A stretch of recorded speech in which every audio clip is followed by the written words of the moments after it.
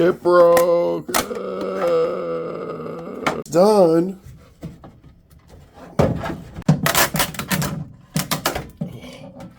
This Kadee plate stick.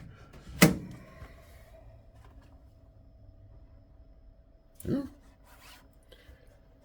Here, let me tell you a story about the color difference there. You see that color difference right there? Well, that's all a temperature thing. Something kind of interesting about this filament. That's out of the Strong Hero PTG.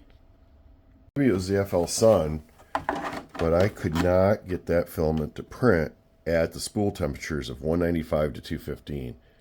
I had the machine up to 260 to get to print nice. But you do lose a little bit of the shine on these when you run them that hot. So this thing would be even shinier if I could run it cooler on that machine. But isn't that awesome? And see, this is a double duty one because my shield comes right down inside and it also keeps this cable from going over and hitting anything. If you're interested in my poo bucket design, it is on makerworld.com. It's a skinny A1 poo bucket with magnets.